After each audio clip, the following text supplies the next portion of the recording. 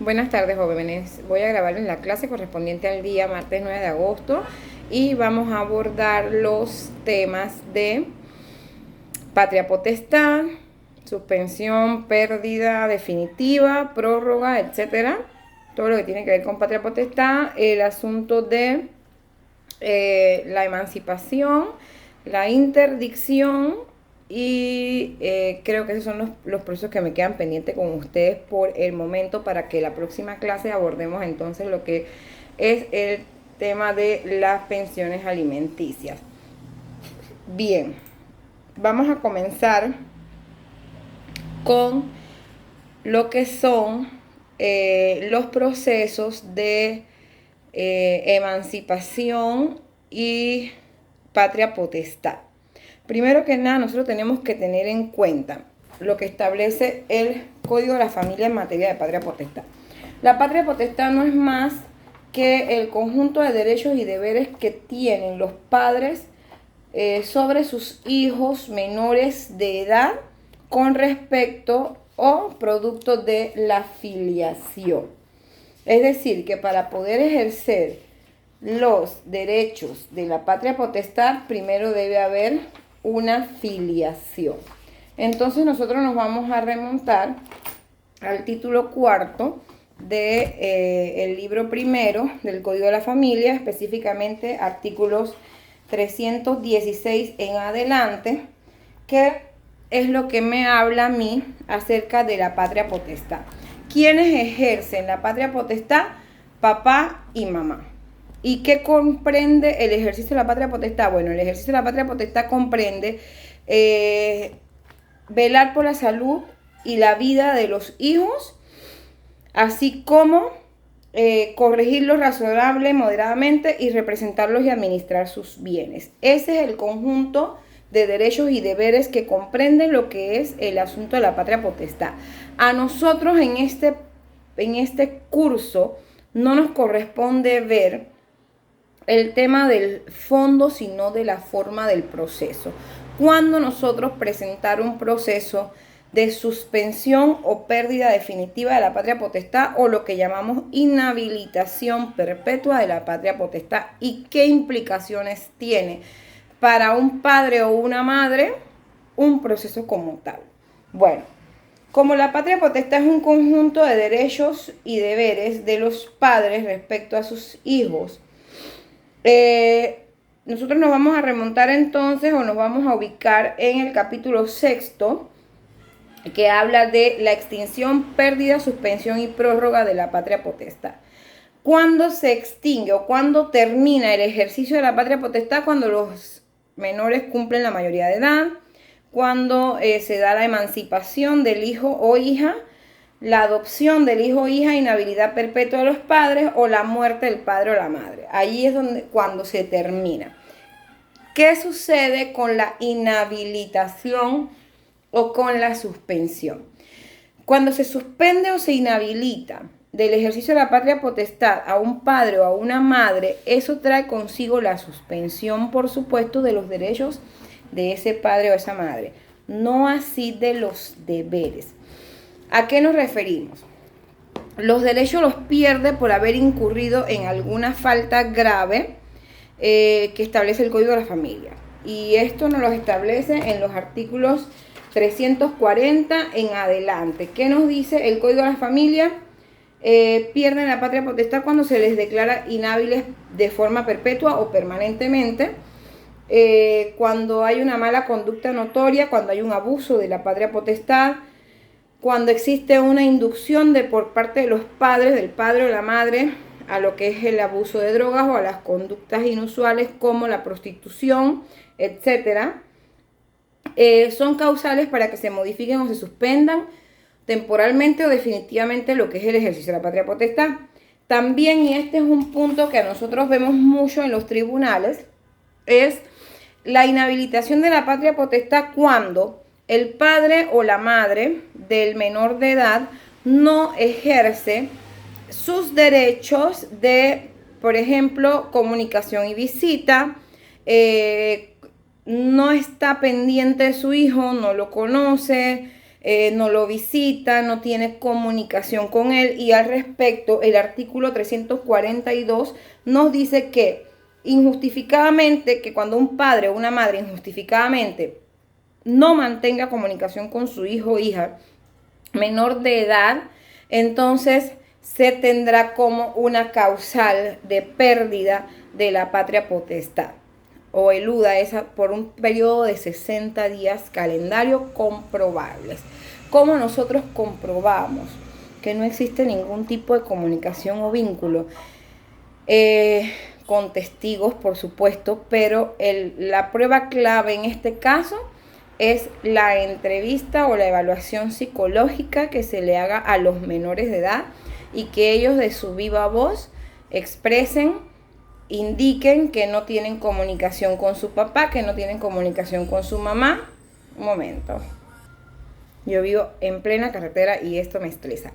Pero bueno, lo que les decía, cuando en un periodo de 60 días calendario, ese padre o esa madre no mantiene comunicación, sin ninguna justificación, o sea, simplemente se desapareció por un periodo no menor de 60 días, entonces una causal para inhabilitar o suspender el ejercicio de la patria potestad.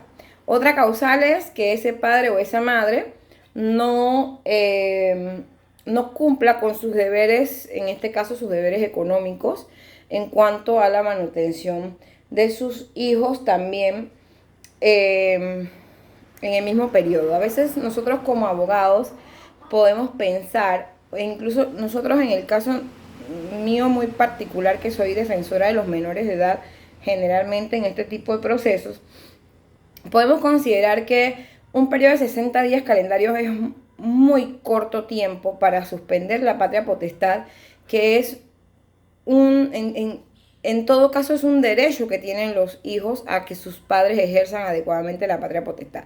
Pero si usted suspende o usted inhabilita a un padre que durante 2 meses no ha tenido contacto con su hijo, estamos quitándole la posibilidad que en un futuro, entonces, ese padre, si quiere restablecer esa relación, ya no va a poder pedir una reglamentación de visita, ya tendrá que someterse a un proceso a ver si se puede restituir, en el caso de que sea una suspensión, que se pueda reactivar, por así decirlo, el ejercicio de esa patria potestad, y en el caso que sea una inhabilitación, pues es imposible, porque la inhabilitación es de forma perpetua.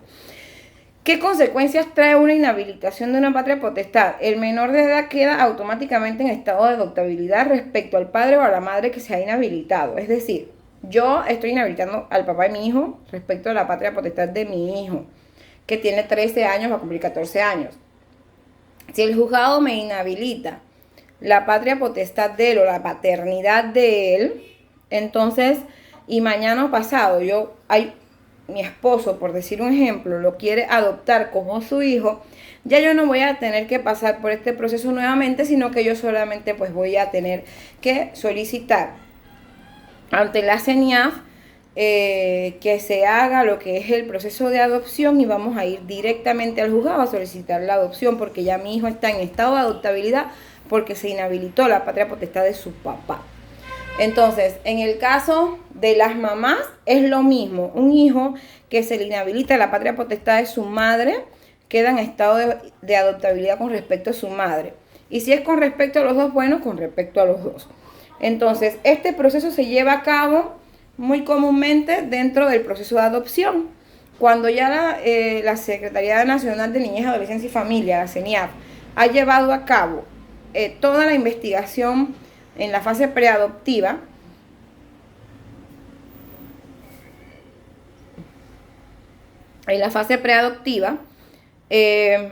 entonces procede a solicitarle al juzgado que inhabilite de la patria potestad a los padres o a la madre para que estos, y que los declare en estado de adoptabilidad, para que estos puedan entonces ser adoptados por las personas que están en este proceso de adopción. Bien, ¿cuál es la importancia del proceso de inhabilitación de la patria potestad? Automáticamente, al estar inhabilitada uno de los dos padres, el padre que queda o la madre, que generalmente se inhabilita al padre, ¿sí? O la madre, digamos, en el caso que sea, según sea el caso, entonces el otro padre, que es el que es hábil para ejercer la patria potestad, la va a ejercer de forma única y exclusiva. Va a poder tomar todas las decisiones, va a poder incluso salir del país sin tener que solicitar un permiso al otro padre y va a ser el único que tenga el derecho de administrar los bienes del hijo o hija inhabilitado. Esto en cuanto a la patria potestad. En cuanto al proceso de emancipación, el proceso de emancipación lo que busca es otorgar a un menor de edad los derechos que tienen los adultos. Pero ojo, no todos los derechos. Porque nosotros tenemos, por ejemplo, que en la emancipación los menores emancipados no podrán ser tutores, albaceas, no podrán ser adoptantes y tampoco podrán ejercer derechos civiles y políticos. Es decir, no serán elegibles ni podrán elegir en una contienda electoral porque aun cuando estén emancipados no son mayores de edad. Bien, ¿qué nos establece al respecto y qué es lo que a nosotros nos interesa dentro del proceso de emancipación? Este es un proceso que casi no se da, o por lo menos en mis años de carrera de abogada litigante y como defensora del menor, yo todavía al día de hoy nunca he visto ningún proceso de emancipación de un adolescente. Pero ¿cuáles son los requisitos para que se dé la emancipación de un adolescente? Bueno, este tiene que haber cumplido por lo menos 15 años de edad. Tiene que solicitarlo una de las personas autorizadas. ¿Y quiénes son las personas autorizadas para solicitar la emancipación? El defensor del menor, el Ministerio Público, el padre o la madre o el que ejerza la tutela del menor. Que se dé con audiencia del Ministerio Público del defensor del menor, que se pruebe en juicio la conveniencia y necesidad de la emancipación de la menor o del menor y que el juez dicte una resolución motivada, que llámese sentencia, llámese autorresolutivo, llámese resolución. Entonces, una vez concurrido estos 5 requisitos que establece el artículo 355, se puede dar lo que es la emancipación. La emancipación no la puede pedir por sí solo el menor de edad. El menor de edad lo puede solicitar, pero a través de su padre, su madre, su tutor, el defensor o el Ministerio Público. Pero él, actuando en su propio nombre y representación, no lo puede solicitar, porque recuerden que todavía es menor de edad y si no está emancipado legalmente, judicialmente, entonces ese menor de edad no tiene la capacidad para representarse a sí mismo, porque para eso es la patria potestad. Entonces aquellos que ejercen la patria potestad son los que tienen que ejercer la representación de este menor. Bien, en cuanto a lo que es la tutela y la interdicción, nosotros en materia de interdicción y en materia de tutela e interdicción viene a ser prácticamente lo mismo, pero el Código de la Familia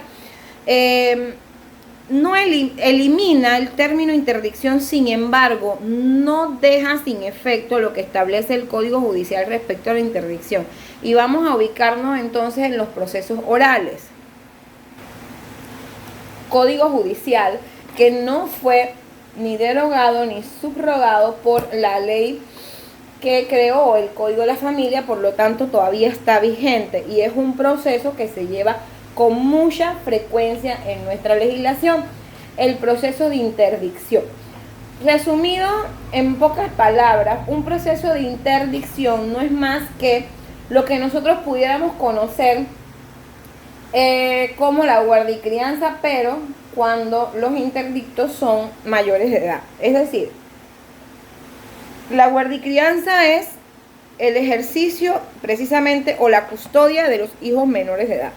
La interdicción es la custodia, el ejercicio de la custodia de los hijos o los hermanos o una persona mayor de edad que no tiene la capacidad legal para representarse a sí misma, para administrar sus bienes, no tiene la capacidad legal para obligarse, para ejercer derechos y obligaciones.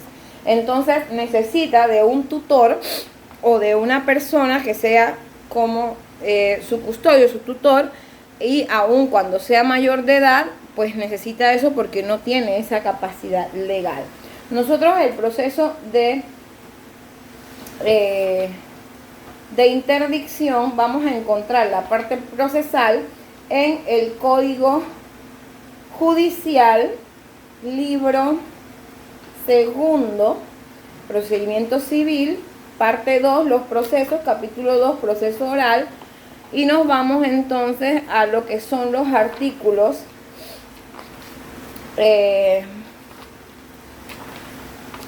1716, si no me equivoco, vamos a ver, 1710, 1716, por allá, vamos a ver.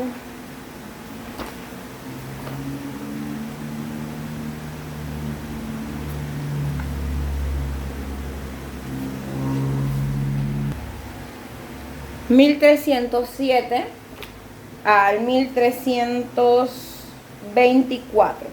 Aquí nos indica quiénes pueden promover el proceso de interdicción, ante quién se debe promover, y aquí nos establece una competencia privativa del código del juzgado seccional de familia del circuito donde viva la persona que va a ser declarado interdicto. Es una competencia privativa porque ningún otro juez puede conocer de este proceso, sino que es exclusivo del juez seccional de familia, y nos establece cómo se lleva a cabo el proceso. Tiene que tener audiencia al Ministerio Público y se lleva a cabo mediante un proceso especial que nos regula aquí cómo se deben citar a las partes, cuándo, en qué momento, quiénes deben comparecer o quiénes pueden comparecer al proceso, qué se debe hacer en el caso de que la persona posea una enajenación mental o una discapacidad que deba ser probada mediante un profesional de la medicina. Todo eso nos lo establece el Código Judicial. En cuanto a lo que es la tutela, cuando hablamos de tutela en materia de menores de edad, nos referimos a aquella acción que ejercen aquellas personas que no son los primeros llamados a ejercer la patria potestad, papá o mamá, los que ejercen lo que es la tutela del menor de edad, la custodia del menor de edad. Entonces ya no hablamos de una guarda y crianza, sino que ya hablamos de una tutela, digamos, cuando un tercero que no es familia o siendo familia ejerce lo que es la custodia de ese menor de edad, la administración de sus bienes, se constituye como una especie de albacea, pero no solamente en el ámbito económico, sino también en el ámbito moral, emocional, judicial, etcétera. Bien, básicamente eso es lo que nosotros tenemos. Yo creo que con ustedes son esos tres procesos que me hacen falta para terminar lo que es la parte, la colocación familiar. Cuando hablamos de colocación familiar, hablamos de aquellos procesos que buscan ubicar a un anciano o discapacitado en un hogar, también pueden ser los menores de edad, en un hogar sustituto, para sacarlos del riesgo o el peligro en el que se encuentren al momento del proceso.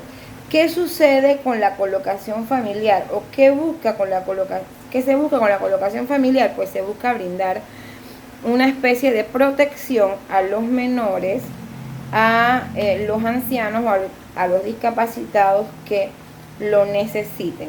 en materia de menores de edad son exclusivamente o privativamente competentes para conocer de lo que es la colocación la colocación en hogar sustituto de menores de edad, los jueces seccionales de menores o los jueces de niñez y adolescencia, y en materia de adultos mayores o discapacitados, los jueces municipales de familia. Y esto es un proceso, una competencia privativa, porque así lo establece los artículos 751 en adelante en cuanto a lo que es la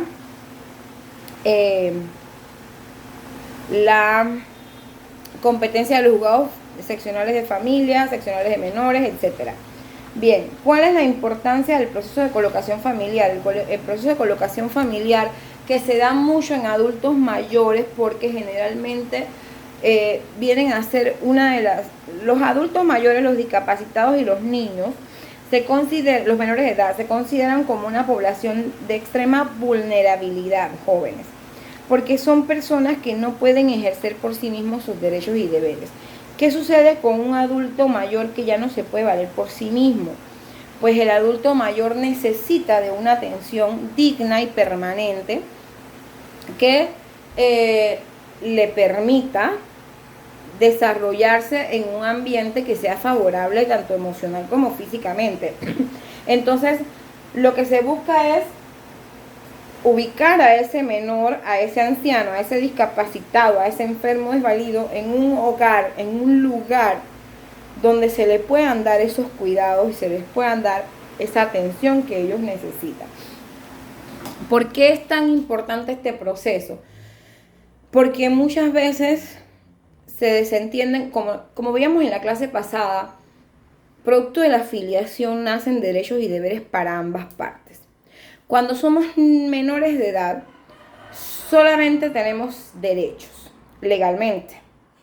Cuando llegamos a la edad adulta, entonces comenzamos a tener deberes, cuando nuestros padres llegan a la edad anciana o a ser adultos mayores, entonces ya ellos dejaron de tener deberes, y van a comenzar a tener derechos. ¿Y quiénes tienen que ejercer ese derecho? En primera instancia, nosotros como hijos.